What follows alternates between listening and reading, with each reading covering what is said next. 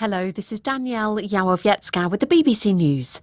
There are jubilant scenes in the Argentine capital, Buenos Aires, as hundreds of thousands of ecstatic football fans celebrate victory in the World Cup in Qatar. Supporters crowded into the city's downtown area within minutes of the country's nail-biting victory, wearing their football shirts and waving the blue and white national flag. Argentina beat the defending champions France 4-2 on penalties after drawing 3-3 in extra time. After the final whistle, fans in Buenos Aires were thrilled. I'm very happy. My dad used to tell me, Valen, I want you to see Argentina win a World Cup. Now I will be able to share this emotion with him. We could have won it comfortably, but we had to suffer as always. But when you suffer, you enjoy it more. Let's go, Argentina! It's the third time the South American nation has won the World Cup. The scoring was dominated by Argentina's Lionel Messi and France's star striker Kylian Mbappe. Messi lifted the World Cup trophy as captain and was named player of the tournament. Isaac Fannin reports. Messi caps an international career that had long been seen as his Achilles heel.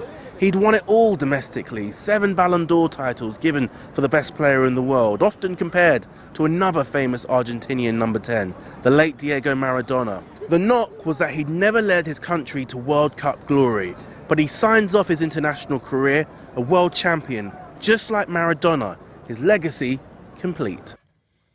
The Ukrainian President Volodymyr Zelensky has said in his nightly address that protecting his country's borders is a constant priority. Speaking on the eve of a visit to Belarus by President Putin, Mr. Zelensky said he was preparing for all defensive scenarios. Some Russian forces made their initial unsuccessful drive towards the Ukrainian capital, Kiev, from bases in Belarus, and the Ukrainian military has been warning that Moscow might be preparing a renewed offensive. Mr. Zelensky again appealed for more air defence systems and said his forces were still holding the eastern town of Bakhmut. Draft proposals on saving global biodiversity have been published at the COP15 summit in Montreal, Canada.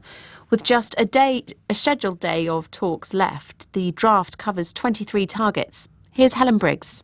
The UN Biodiversity Summit in Montreal is regarded as a last chance to put nature on a path to recovery. Throughout the talks, there's been division on the strength of the targets for restoring nature and how money should flow to developing countries to finance vital conservation work. In an attempt to forge a deal, a new text of the proposed agreement was released today by China, which holds presidency of this COP. The document retains a key goal of protecting at least 30% of the planet for nature and sets out how to boost the flow of international aid to developing countries. BBC News. In its latest policy change announcement, Twitter has said it will ban users who post links to rival social media platforms. Accounts created solely for the purpose of promoting other social platforms such as Facebook, Instagram and Mastodon will be removed. Twitter said cross-content posting from other platforms would still be allowed.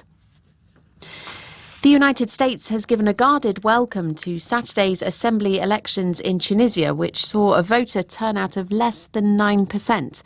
The State Department spokesman said the vote was an essential initial step towards restoring Tunisia's democratic trajectory, but that low voter turnout reinforced the need to expand political participation. Voting on a new leader and executive of South Africa's governing African National Congress has been taking place at a party conference in Johannesburg. The contest between President Cyril Ramaphosa and the former Health Minister Zweli Mkhize is expected to be tight. The party says it'll investigate allegations of last-minute vote buying. Both candidates face accusations of corruption.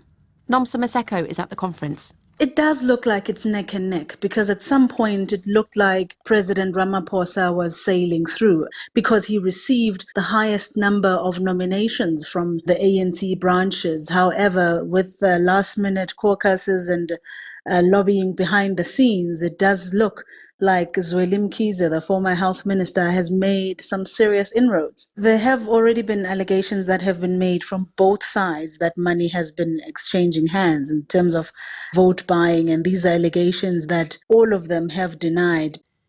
The Roman Catholic Church has defrocked an American priest, Frank Pavone, for blasphemous social media posts and disobedience to bishops. He's been an outspoken supporter of the former President Donald Trump and has damned both Democratic candidates who ran against him. BBC News.